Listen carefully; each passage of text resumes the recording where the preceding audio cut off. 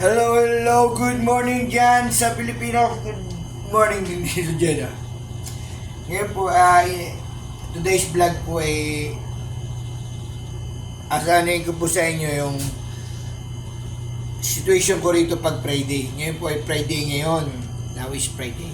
Siyempre po, ako po ay laging may bawang tubig. Po ng mahirap po dito ang tubig sa duty ko. Yung tubig nila po dito hindi ko type ang filter. Kaya ako po ay nagbabaon ng sarili kong tubig. Ito po, pinayeyelo ko siya sa Wednesday pa lang ng gabi. Pinayeyelo ko na siya para pag pasok ko sa Huwebes ng hapon, ice po totally yung isang ganito, ice po siya totally para po abot hanggang Friday ng gabi. Malamig po yan kasi nga po, mainit po ngayon. Miski po ako naka-aircon, nagkasulo-sulo po ako dito sa guardhouse. Miski po ako naka-aircon, ay mainit. Mainit po kaya nagtanggal ako ng aking jacket. Mainit to. Kasali po ako ng tubig.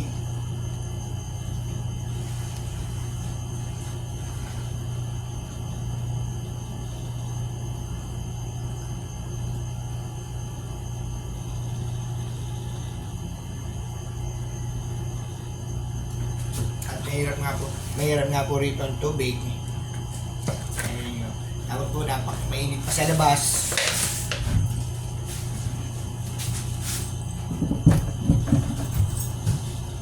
Mainit pa sa labas. Tapos na ganyan.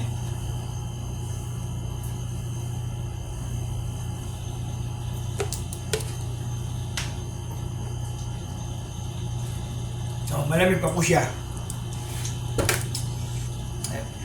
Malamig pa po siya sa mga ganitong oras. Ako kasi po sa labas, mainit. Kaya po lagi may bakong tuwalya.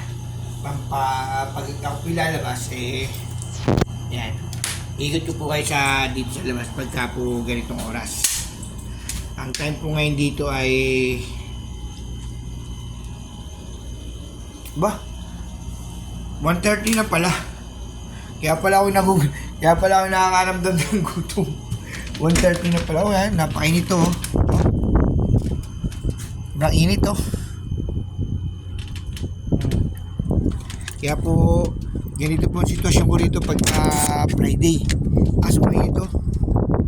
Yan. Sulo-sulo lang po rin Ganyan lang po ang aking sitwasyon dito. Mainit siya. Ito po yung tapat ng stadium, pinakamalaking stadium dito sa Saudi. Yan o. Almost tawid lang po namin ng tawid kalsada lang. Yan. It means mag-alas 1:30 na rito, mga 6:30 na dyan ng gabi.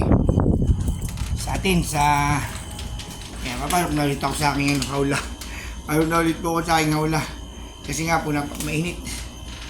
Yan. Ito lang po ang aking sitwasyon dito pagka Friday, Thursday to Friday. Ang uwi ko pa po ay bukas ng umaga bago mag-alas 8. Ayan, nag-asulo-sulo lang po ako rito. Yun ang palibot po na binabantayan ko rito. Kasi pag maano na naman po dito pagka yung may trabaho sa gabi. Kasi nga po may mga gamit po kami rito na nasa container van, nasa container. Tingnan ko po tsaka po yung baka po may makapasok na makapasok na ibang tao dito sa loob ng substation. Yun din po ang pinaantabayanan ko. Mayroon na po, baka po mamaya ay masalis yan tayo. Kaya po medyo aware din po ako na sa mga inyong sitwasyon. Hindi ko na mamalayan, mag-aalas 2 na pala, 1:30 na pala ako. Hindi ko na mamalayan. So, ako po muna yung mag-prepare na pagkain. Nagwa po siyempre hindi pa ako nanangalihan. Babi na po. Miss you, Pinas.